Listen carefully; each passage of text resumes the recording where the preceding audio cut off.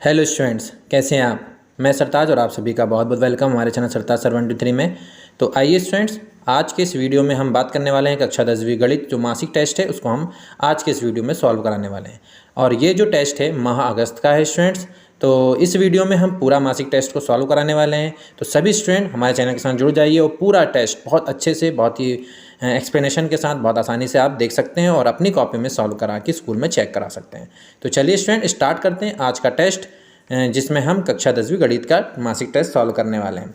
तो student, test शुरू करने से पहले या इस टेस्ट को सॉल्व शुरू करने से पहले एक रिक्वेस्ट है कि जो भी चैनल में पहली बार हमारे चैनल को विजिट कर रहे हैं, पहली बार हमारे चैनल को जो भी स्टूडेंट देख रहे हैं वो हमारे चैनल को सब्सक्राइब जरूर करें। इसी तरीके से हमारे चैनल में आपको सारे मैथ्स मटेरियल और अदर सब्जेक्ट के मटेरियल आपको प्रोवाइड कराते रहेंगे हम। आप बस हमारे चैनल के साथ आप जुड़ें और बहुत अच्छे से 10th क्लास की तैयारी करें। चलिए स्टूडेंट, स्टार्ट करते हैं आज का जो वीडियो है, जिसमें हम गणित के टेस्ट को सॉल्व कर रहे हैं। तो स्टूडेंट, जैसा कि आपको दिख रहा है, इस टेस्ट में हम सबसे पहले क्वेश्चन नंबर 1 जो हमारा है उसमें हम क्वेश्चन नंबर 1 में हम सही विकल्प चुनने वाले हैं। सही विकल्प चुनेंगे क्वेश्चन नंबर 1 में। उसके बाद हम रिक्त स्थान की पूर्ति करेंगे स्टूडेंट, और उसके बाद question number 3, question number 4, question number 5 और क्वेश्चन नंबर 6 को हम एक्सप्लेन करेंगे, पूरा सॉल्व कराएंगे। इसकी चिंता की बात कोई आपको नहीं है, आप बिल्कुल चिंता करने की जरूरत नहीं है स्टूडेंट। बस आप इस वीडियो को पूरा देखें और टेस्ट को बहुत अच्छे से सॉल्व कर लें।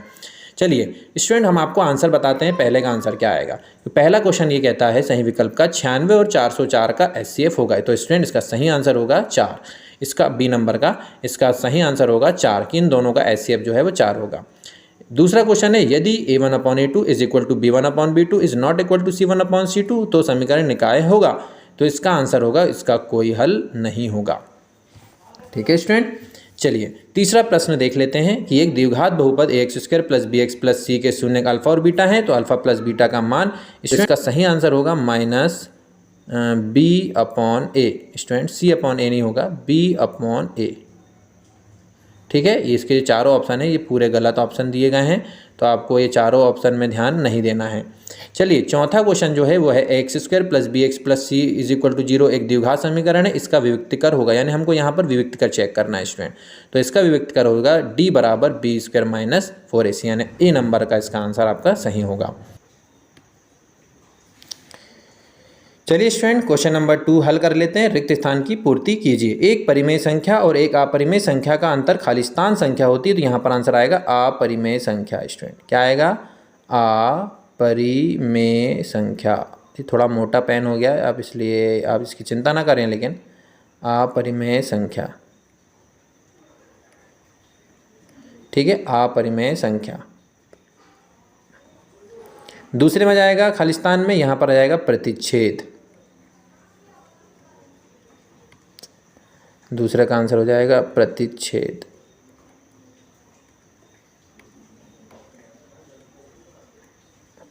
तीसरे का आंसर होगा दो बहुपद का गुणनफल एक बहुपद होता है। यहाँ भी बहुपद दिया जाएगा, बहुपद होता है। और इसमें आ जाएगा मूल वास्तविक और बराबर। वास्तविक यहाँ भर देंगे वास्तविक, और यहाँ भर देंगे बराबर, वास्तविक और बराबर। तो स्टूडेंट, जो मैं बोल रहा हूँ उसको अच्छे से लिख लीजिए। चलिए स्टूडेंट्स, मुझे उम्मीद है कि आपको जो मैंने बोला हूँ, जो खालिस्तान में भराया हूँ, आप लोग उसको बहुत अच्छे से भर लेंगे। हम क्वेश्चन नंबर 3 अब सॉल्व कर रहे हैं। क्वेश्चन नंबर 3 है, हमको दो संख्या दी गई है, एक दिया गया है 6 और एक दिया गया है 20 यानी 20। आपको ये दो संख्या दी गई है और अभाज्य गुणनखंड विधि से हमको ज्ञात करना है HCF, है ना, हाईएस्ट कॉमन फैक्टर, और दूसरा निकालना है हमको LCM। ठीक है स्टूडेंट, ये दो चीज़ हमें निकालना है। चलिए, तो HCF और LCM निकालना है, लेकिन हमको कौन सी मेथड से निकालना है स्टूडेंट्स? अभाज्य गुणनखंड विधि से। तो चलिए हम सॉल्व कर लेते हैं। ये तो मैंने प्रश्न समझाने के लिए लिखा था, प्रश्न आपको स्क्रीन में दिख जाएगा। चलिए स्टूडेंट, तो अभाज्य गुणनखंड विधि में सबसे पहला, जब भी हम कोई भी क्वेश्चन सॉल्व करें तो आपको जो दिया गया है वो लिख लीजिए। तो यहाँ पर दिया है हमको दो संख्याएं दी गई है, 6 और क्या दी गई है हमको, तो संख्या 20, है ना। और फिर हमको क्या निकालना है स्टूडेंट, तो वो लिख लीजिए, ज्ञात करना है।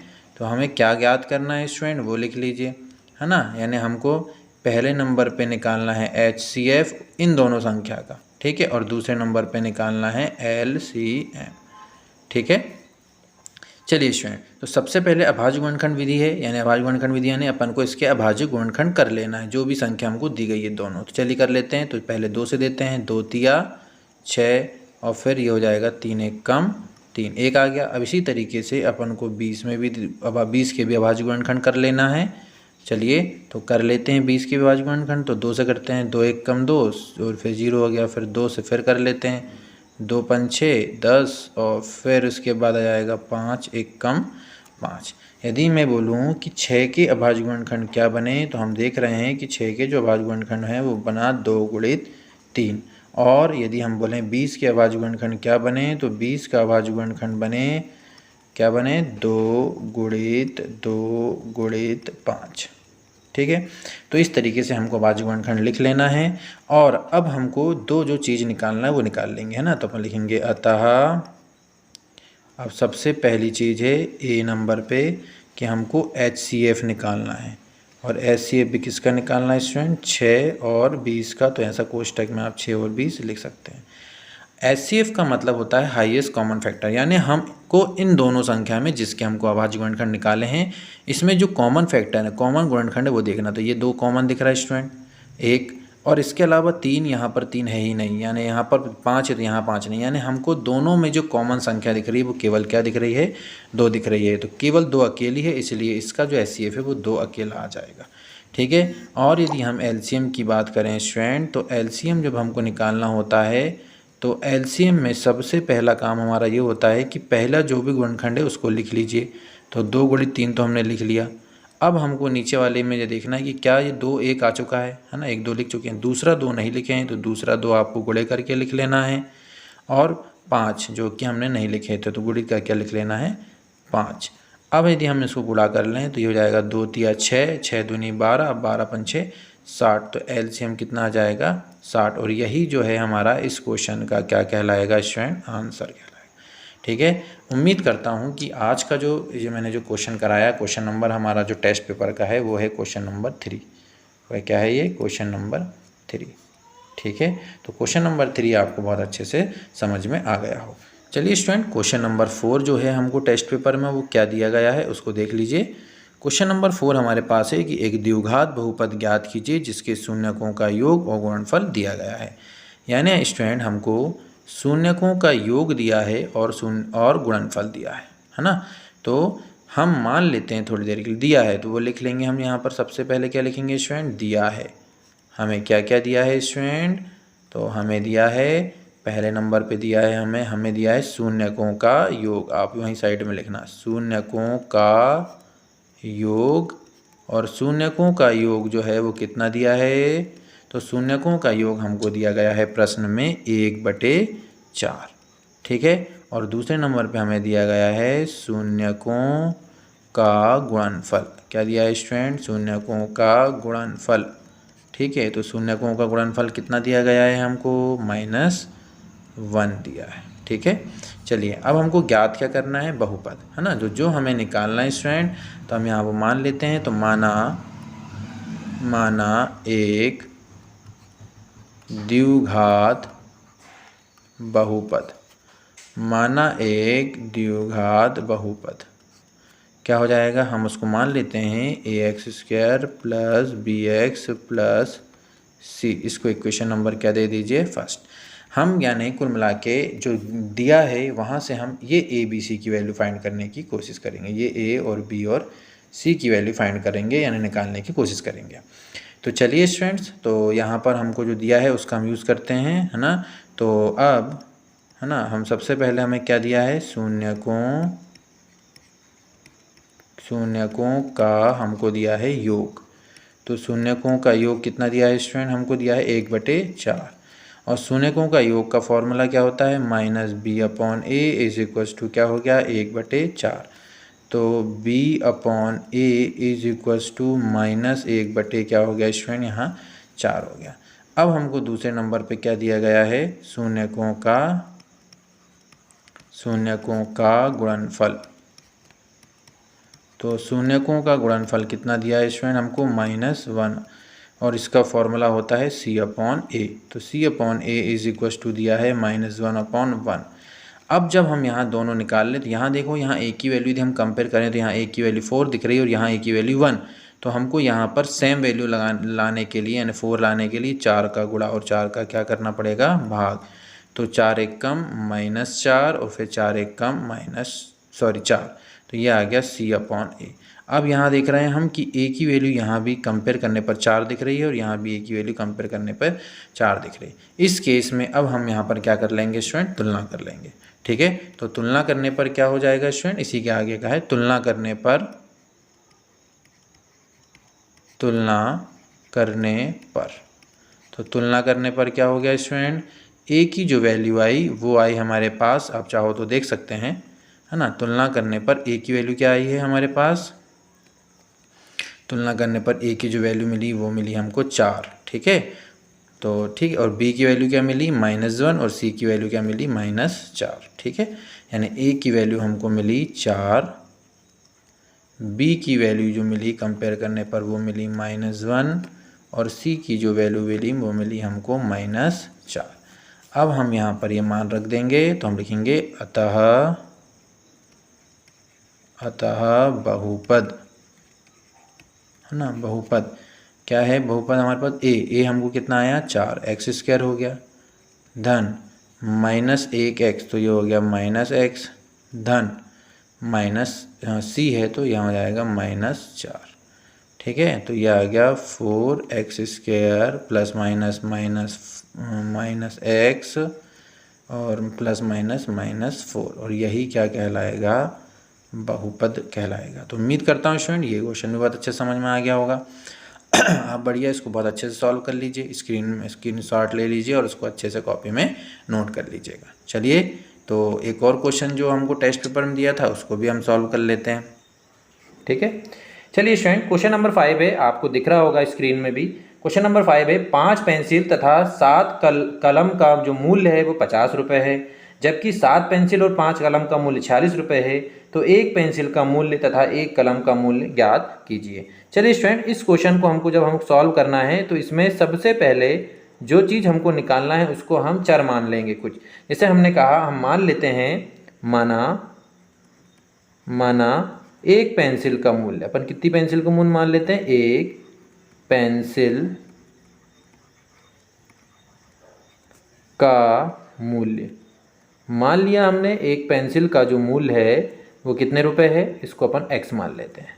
और इसी तरीके से हम एक पेंसिल के बाद अब कलम मान लेते हैं, तो एक कलम का जो मूल्य है वो भी हम मान लेते हैं। तो ये मान लिया हमने कितना, एक कलम का मूल्य, इसको y मान लिया। ठीक है स्टूडेंट, अब प्रश्न क्या कह रहा है, प्रश्न को बहुत अच्छे से पढ़ना है और उसमें हमको कंडीशन जमाना है।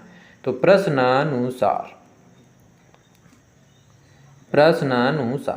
प्रश्नानुसार क्या कह रहा है, 5 पेंसिल, एक पेंसिल का मूल्य x है तो 5 पेंसिल का मूल्य कितना हो जाएगा 5x, धन 7 कलम, मतलब एक कलम का मूल्य y, तो 7 कलम का क्या हो गया 7y, दोनों मिला के कितने रुपए हो रहा है मूल्य 50, तो हम यहाँ लिख देंगे बराबर 50।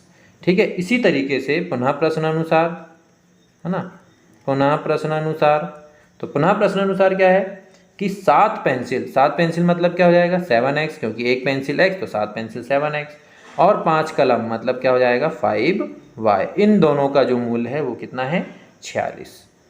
तो स्टूडेंट, यदि ये दिया है तो हमको इनका एक पेंसिल और एक कलम का मूल्य यानी हमको x और y के मान को निकालना है। ठीक है, बहुत ध्यान से देखिएगा।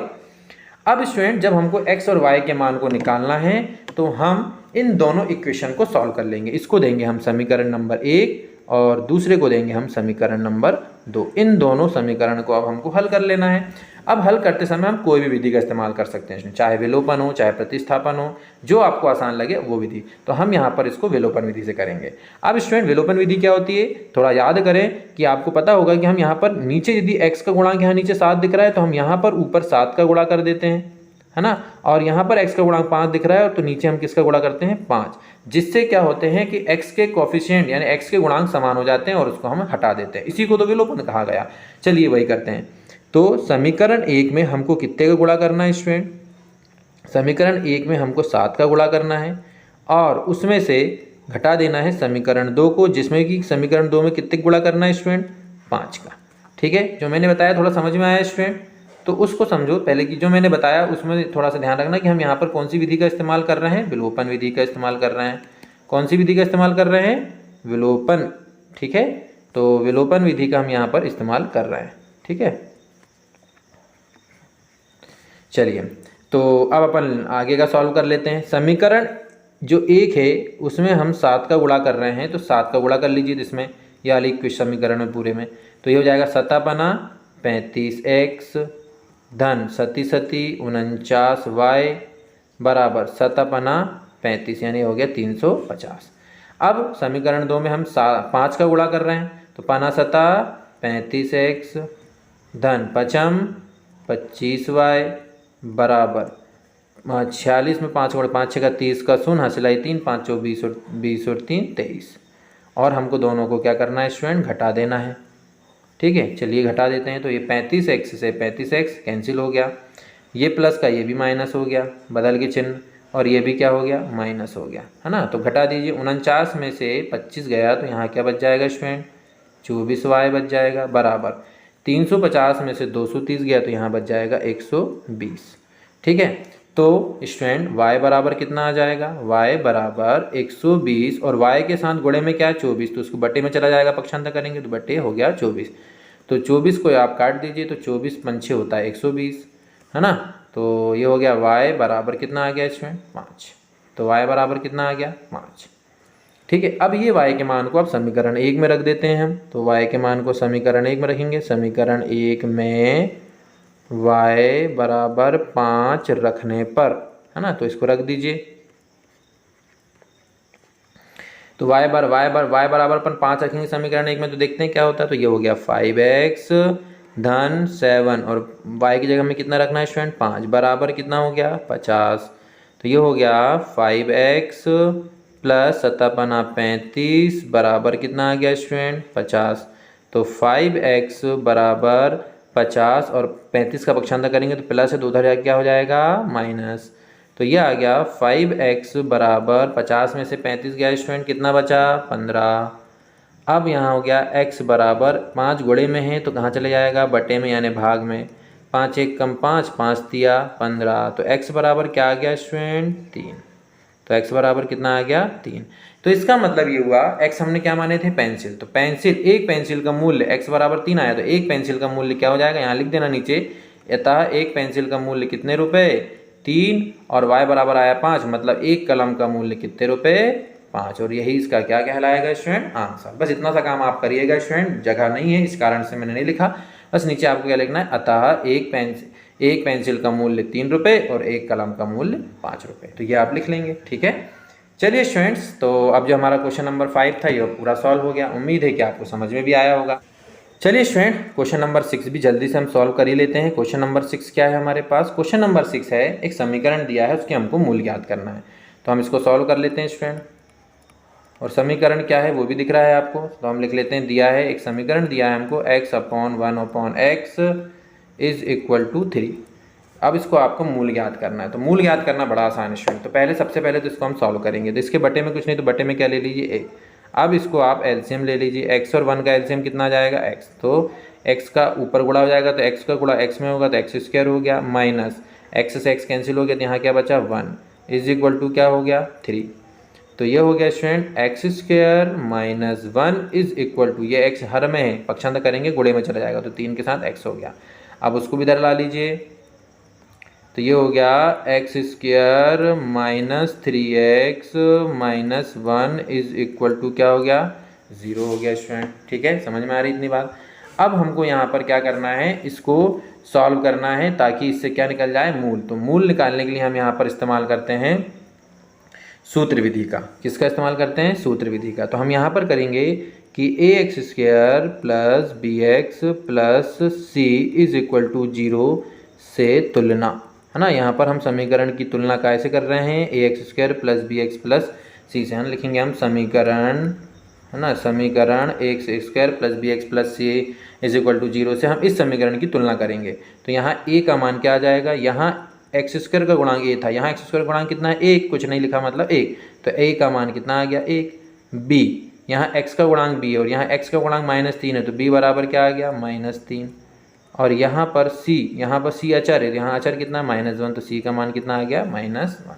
ठीक है, अब इसी के नीचे लिखेंगे अतः सूत्र विधि से, यानी सूत्र विधि से हम x का मान निकालेंगे। मूल निकालने का मतलब होता है x का मान निकालना। ठीक है स्टूडेंट, तो सूत्र विधि से x बराबर फॉर्मूला होता है -b plus minus √b² -4ac upon 2a। अब यहाँ पर हमको मान रख देना है स्टूडेंट -b का मान कितना है -3, तो ये हो गया -3 प्लस माइनस b² मतलब -3 का वर्ग 9 हो गया -4a का मान 1 है और c का मान भी -1 है अपॉन में 2a, तो 2 और a का मान कितना है स्टूडेंट 1। ठीक है, तो माइनस माइनस ये प्लस हो गया, तो ये +3 हो गया और ये हो गया प्लस माइनस √9 माइनस और ये माइनस मिलके माइनस माइनस प्लस हो गया, 4 1 कम 4 बटे क्या हो गया 2 1 कम 2। अब ये आ जाएगा यहाँ पर 3 प्लस माइनस 9 और 4 कितना आ गया स्टूडेंट 13 बटे में कितना आ गया 2। ठीक है, तो एक बार x बराबर आया स्टूडेंट ये, तो इसका x बराबर जब ये 1 आ गया तो हम यहाँ लिख सकते हैं अतः x के जो मान आते हैं वही समीकरण के मूल कहलाते हैं। अतः समीकरण के मूल